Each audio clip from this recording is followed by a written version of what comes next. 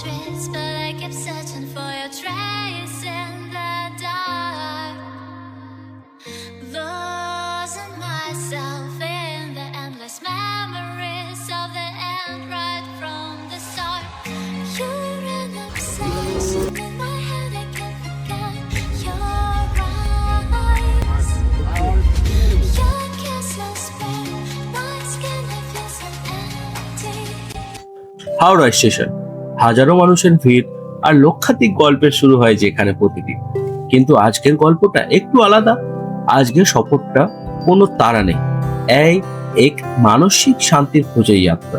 আজ আমাদের শুরু হচ্ছে দ্বিতীয় এপিসোড, এটা এখান থেকে স্টার্ট হচ্ছে। তো আমরা উঠে গেছি ডুন এক্সপ্রেসে হাওড়া থেকে। তো বিশাল টায়ার্ড হয়ে গেছি, তাই জন্য একদম ডাইরেক্টলি উঠে এসে একদমই শুয়ে পড়েছি। হ্যাঁ, মানে শুয়ে পড়ে গিয়ে লম্বা হয়ে গেছে, খাওয়া দাওয়া করতে হবে আমাদেরকে। তো ব্যাপারটা হচ্ছে হাওড়া স্টেশন সব থেকে পুরাতন স্টেশন, সবাই জানো, আর একটা অন্যতম স্টেশন। তো এই স্টেশন থেকে আমরা 30 ঘন্টা জার্নি করবো ডুন এক্সপ্রেসে, যেটা থেকে আমরা যাব হরিদ্বার। মিনিমাম 30 ঘন্টার মধ্যে পৌঁছাবো। তো আমাদের সেকেন্ড এপিসোড এখান থেকেই স্টার্ট হচ্ছে। তো আশা করছি তোমরা ফার্স্ট পার্টটা দেখে নিয়েছো, আর সেকেন্ড পার্টটার জন্য এক্সাইটেড আছো অবশ্যই, আর থাকা দরকার। আর সেকেন্ড পার্টও সেইভাবে ভালোবাসা দিও যেভাবে প্রথম পার্টটা দিয়েছো। তো খাওয়া দাওয়া করি, আর খুব খুব এক্সাইটমেন্ট কাজ করছে এখন। অনেকদিন ধরে টাইমলেস কাজ করছিল, বাট এখন একদম ঠিকঠাক হয়ে গেছে। তো চলো নেক্সট কি করি তোমাদেরকে দেখাই, ঠিক আছে?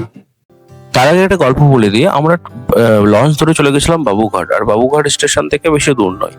তো ওখানটায় গিয়ে আমরা গেছিলাম আরতি দেখতে। তো আরতি দেখতে দেখতে মানে ভাবলাম যে আরতি দেখবো ভবন, ততক্ষণ আমাদের ট্রেন মিস হয়ে যাবে। তার আগে আমরা ওখানে একটা জুস খেয়েছিলাম, যেটা হচ্ছে লেবু জল। এত সুন্দর খেতে যে মানে বলার ধারণা নাই। এটা একদম হাওড়া স্টেশনের বাইরেই।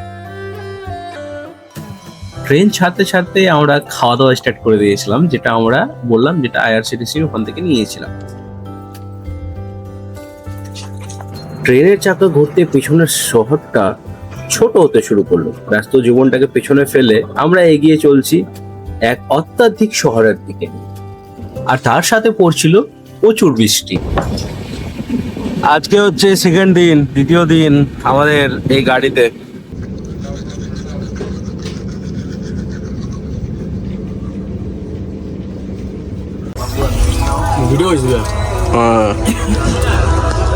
আমাদের কোচের অবস্থা মানে আমাদের আমাদের লেয়ারটার অবস্থা, এটা পুরো একদম ফুল। আমাদের খাওয়া দাওয়া চলছে, খাওয়া দাওয়া চিড়ার সাথে কাটা খুরমা বাইরে বেরোনো মানেই হচ্ছে আননোন পার্সন যারা তোমাদের পার্টনারশিপে থাকে তাদের সাথে একটা বন্ধুত্ব হয়। আর তারপরে আমাদের এখন এখানে এই মুহূর্তে যেটা হচ্ছিল, যে সেটা হচ্ছে আমাদের খাওয়া দাওয়া রেডি করা হচ্ছিল, যেখানে মুড়ি, চানাচুর, ভুজিয়া, যা যা যাবতীয় জিনিস আছে। তো তার জন্য আমাদের শসা কাটা হচ্ছিল। উপরে নির্ভয় আর ফিরপুদা শসা কাটছিল, আর দাদা আমাকে জিজ্ঞেস করছিল যে কেউ খাবেন নাকি। আমাদের কোচের মধ্যে সবাই না, আমরা এমনই চলবো, এমন চলবো। সামনেই আছে ডিডি উপোপাধ্যায় জাংশন, মোগলসরা জাংশন। আর প্রায় আধা ঘন্টা ধরে এখানটায় দাঁড় করিয়ে গেছে আউটডোরে। হয়তো বা স্টেশন খালি নেই, তাই জন্য হয়তো বা কে জানে, মেবি। বাট সব ট্রেন এসে ক্রস করাচ্ছে, এই ট্রেনকে এখনও বসিয়ে রেখেছে এখানটায়। আর ট্রেন বেশিক্ষণ লেট নেই। ছেড়ে দিল বলতে বলতে ছেড়ে দিল। এখন আমার ফোনটা পড়ে যাচ্ছিল, বলতে বলতে ট্রেনটা ছেড়ে দিল। জানলার বাইরে বদলাতে থাকা এই দৃশ্যগুলি আসলে মনে করিয়ে দেয় জীবনটাও তো একটা সফর। গন্তব্যের চেয়েও এই পথ চলাটাই আসল আনন্দ।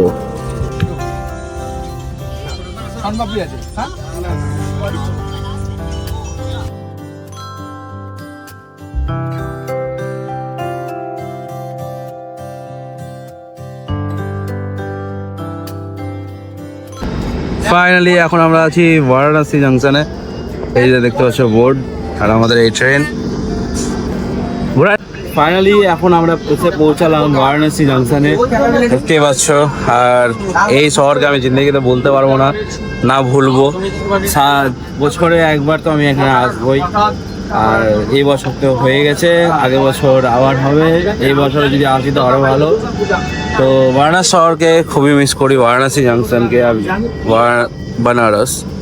তো আমাদের আজকের ডেটা জার্নি হবে, আজকের দিনটা পুরোটা চলবে রাত পর্যন্ত, আর কালকে সকালে আমরা হরিদ্বার পৌঁছে যাবো। আর আমরা এখন আছি ইউপিতে, আর খুব তাড়াতাড়ি আমাদের এপিসোড 3 মানে যেখান থেকে আমরা মানে হরিদ্বার থেকে একদম ডাইরেক্ট সোনপ্রয়াগ পর্যন্ত বা গৌরীকুণ্ড পর্যন্ত যাবো, সেই ব্লগটা তোমরা দেখতে পাবে। তো স্টে টিউন, আমরা দুপুরে কি করছি না করছি, রাতমান কি করছি, সেই জিনিসটা তোমরা দেখতে পাবে। আসছি আবার। এখন পর্যন্ত আমরা চলে এসেছি বারাণসী জাংশন।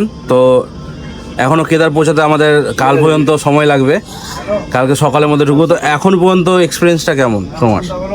আচ্ছা, আমরা যেখানে এখন বর্তমানে দাঁড়িয়ে আছি, গোপাল, আমরা কোন মাটিতে দাঁড়িয়ে আছি এখন? কোন মাটিতে মানে আমাদের মানে একটা খুবই খুবই আমি পুরো ইমোশনাল হয়ে আছি। হ্যাঁ, যে মাটিতে এখন এখন যে মাটিতে আছি, যেখানে যাবো ঠিক আছে? সেখানে তো একবার- হ্যাঁ, সেই কাশী বিশ্বনাথ বেনারসের মাটিতে তুই এখন একবার দাঁড়িয়ে আছি। তুই একবার দেখে দে স্টেশনটা।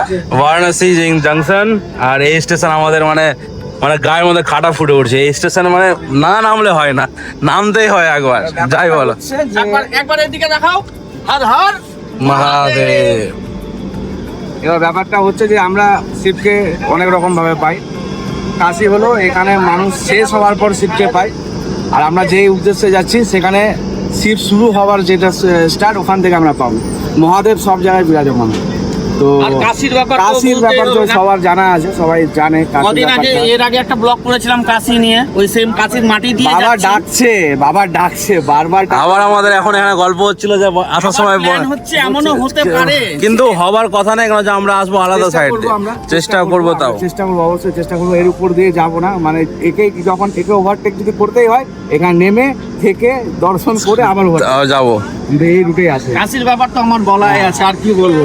তো মানে বানারস মানে একটা অনুভূতি, অনেক ভিতরে মধ্যে আলাদা ব্যাপার। আর কি জানি না, আমাদের তো ইমোশন আছে আমাদের এখানে ইমোশন বানারসে। কাশী বেনারসি। আমাদের বারবার ডাকছে।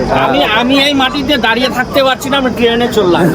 কিন্তু গরম, প্রচুর গরম, বানারসের গরম প্রচুর। আর চলো দেখা হচ্ছে আবার।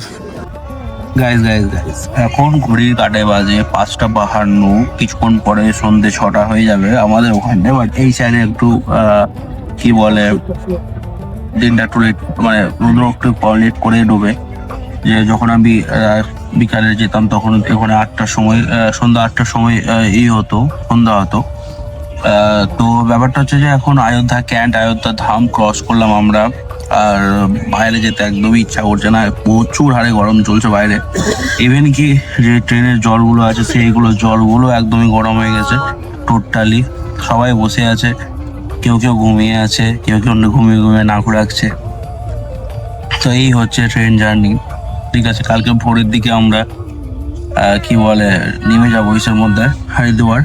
আর ব্যাপারটা হচ্ছে আমরা খাবারে অর্ডার করেছি, খাবারটা এখানে পেন্ট্রি কার নেই ট্রেনে। ডুন এক্সপ্রেস খেয়ে যদি করো আর কেদারনাথ আসো তাহলে একদমই মানে খাবার প্যাক করে নিয়ে আসবে। যেমনি আমরা খাবার প্যাক করে নিয়ে এসেছি, অনেক করে খাবার প্যাক করে নিয়ে এসেছি। তারপরে আবার ফের কি যদি কিছু খেতে ইচ্ছা করো, পেন্ট্রি বলে নেই, জোম্যাটো থেকে আমরা যেমন জোম্যাটো থেকে অর্ডার করেছি, তার জন্য অনেক সময় যখন লখনৌ ঢুকবে তখন দেবে। তো খাবার কি আসবে, কি কোয়ান্টিটি থাকছে সেই জিনিসটা তোমাদের সামনে তুলে ধরবো, দেন সকালে আবার নেমে যাও। তো ঠিক আছে। ট্রেনের এই চেনা ছন্দ, রাতের অন্ধকার আর জানলা দিয়ে আসা হিমেল হাওয়া মনকে দেয় একদম শান্ত করে। ভাবছি আর কয়েক ঘন্টা, তারপরে তো দেখা হবে সেই পবিত্র ভূমির সাথে। তারপর চলে এসেছিল আমাদের ডিনার, আমরা অর্ডার করে দিয়েছিলাম বাইরের দিক থেকে, জোম্যাটো থেকে সরি। তারপরে আমরা সবাই খাওয়া দাওয়া এখানটায় বসে করছি। তখন বাজে ভোর 4টে, যখন আমি উঠে যাই, কারণ আমাদের গন্তব্যের অনেক আগেই চলে এসেছিলাম, কিন্তু 1 ঘন্টা ট্রেন লেট ছিল।